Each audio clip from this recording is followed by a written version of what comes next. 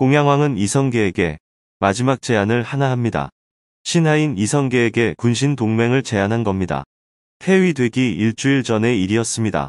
그러나 사실 동맹이라는 것은 나라와 나라 또는 세력과 세력 간에 맺는 것이지 군주와 신하가 맺는 것이 아닙니다. 고려의 역사에는 무신 정권이라는 전례가 있었으니 그를 모범으로 하려고 했던 것 같습니다.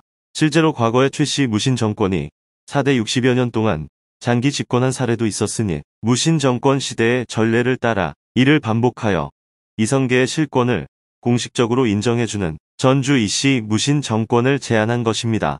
이것은 그저 허울만 남는 한이 있어도 왕씨의 고려 왕조는 지키겠다는 마지막 시도라고도 볼 수 있을 것입니다. 하지만 한줌의 사병 외에는 별다른 지지 세력이 없어서 군주가 될 능력이 없었던 무신 정권의 실력자들과 이성계는 달랐습니다. 공양왕 시대의 고려는 나라의 군권이 이성계 한 명에게 완전히 넘어갔고 건국 명분을 보태주는 문신 세력의 지지도 충분했으니 결국 고려의 멸망은 피할 수 없는 수순이었죠. 그는 위화도 회군 이후 고려의 실권을 장악한 이성계 일파가 세운 임금입니다. 이성계 일파가 선이라는 좋은 모양으로 왕조 교체를 하기 위해서 앉혀놓은 실권이라고는 없는 무늬만 왕이었습니다. 하지만 그는 자신에게 주어진 망한 왕조의 마지막 왕으로서의 역할을 순순히 받아들이지 않았습니다. 만일 그가 자신의 목숨만이라도 부지하기 위해서 그냥 조용히 지냈더라면 그는 그렇게 비참하게 죽지는 않았을지도 모릅니다. 나름대로 없는 힘이라도 쥐어짜서 고려 왕조를 지키고자 했던 군주였습니다. 하지만 결정적인 순간에서 망설인 것이 결국 자신의 나라와 목숨을 잃게 되는 계기가 되었습니다. 그 사건의 내용은 이렇습니다. 1392년 이성계가 사신으로 갔다가 명나라에서 돌아오는 공양왕의 아들인 왕세자를 맞이하기 위해서 나갔다가 말에서 떨어져 부상을 당하는 일이 생깁니다. 이때 문화시 중이었던 정몽주와 공양왕은 이성계 일파였던 정도전, 조준 등을 탄핵하여 귀양 보냅니다. 이성계라는 보스가 없는 힘의 공백을 이용해서 그의 팔다리를 잘라놓기로 한 겁니다. 정몽주는 귀양 보낸 그들을 즉시 죽일 것을 강력하게 주청합니다. 위화도 회군을 인정했고 이성계 일파가 혈통상의 이유로 우왕과 창왕을 폐위시킨 폐가 입증까지 찬성했던 정몽주와 공양왕이었습니다. 정몽주는 오직 한 가지 이유로 이성계 일파의 조치에 찬성했던 겁니다. 왕씨의 고려를 지키기 위해서였죠. 그래서 평상시와 같으면 역적의 행위에 해당되는 일까지 찬성했던 겁니다. 그들에게 이성계가 결정적으로 흔들리는 이런 좋은 기회는 없었죠. 그런데 문제가 생깁니다. 공양왕이 이성계의 부하들을 죽이는 조치에 대해 이런저런 핑계를 대며 망설이는 겁니다. 이성계 일파를 몰아내면 이성계의 사돈이자 그에 의해 옹립된 자신도 덩달아 쫓겨날 수 있기 때문입니다. 이왕 등 무신정변의 주역들에 의해 옹립된 제19대 명종이 이의민의 죽음 이후 최충원에게 폐위되었던 전례가 떠오르지 않을 수 없었습니다.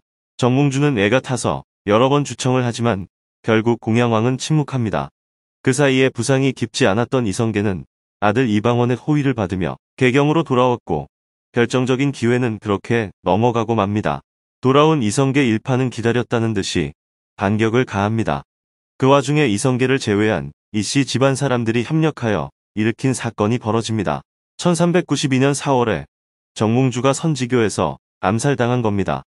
원래는 선지교였던 지명이 정몽주가 이 다리에서 죽은 후 선주교로 변경된 것이죠. 그가 죽고 나서 그를 따르던 고려의 신하들은 고려 왕실을 지키려는 뜻을 잃고 흩어지고 맙니다. 이성계의 부하들은 1392년 7월에 고려 왕실의 마지막 어른인 대비 안씨로부터 고려 왕의 옥새를 접수하여 이성계에게 바칩니다. 조선의 왕으로서 이성계의 즉위는 이때 이루어지지만 국호를 조선으로 공식적으로 칭한 것은 1394년 이후의 일이죠. 고려 왕실에 의해 폐위된 공양왕은 지위가 공양군으로 격하됩니다. 그리고 2년 후인 음력 1394년 4월 17일 삼척 고돌산의 사례치에서 조선조정이 보낸 중추원 부사 정남진에 의해 왕세자 왕석과 함께 향년 50세로 목매달려 죽게 됩니다. 왕이라는 자리에 오르기 이전과 이후가 이 정도로 달라진 사람은 찾기 힘들 겁니다. 왕이 되기 전에 그는 땅이 많은 부자였고 음악에도 조예가 깊어서 악기 연주도 곧잘했다고 합니다. 왕족이라는 고귀한 신분까지 더해져 그보다 더 좋을 수는 없는 삶이었죠. 그의 동생이 이성계의 칠남 이방번의 장인이었습니다. 그러므로 그는 이성계와는 사돈간이 되기도 합니다. 이성계는 개인적으로 그를 보호하기 위해 노력했지만 그의 부하들은 그렇지 않았죠. 공양왕은 폐위된 이후가 아주 쓸쓸한 임금입니다. 이전에 나라를 잃은 왕들을 보면 고조선의 준왕은 그래도 목숨과 어느 정도 세력을 부지한 채 달아나 다시 마한의 건마국에서 군주를 했습니다. 금관가야의 구영왕은 신라의 지배계층인 진골로 편입되었죠. 경순왕과 자견왕은 신라와 탐나국기 각각 멸망하고 고려 왕조의 지배층이 되어 높은 대우를 받으며 살았습니다. 그에 비해 공양왕은 일개 관리에 의해 목이 매달려 살해당하는 아주 비참한 최후를 맞았죠.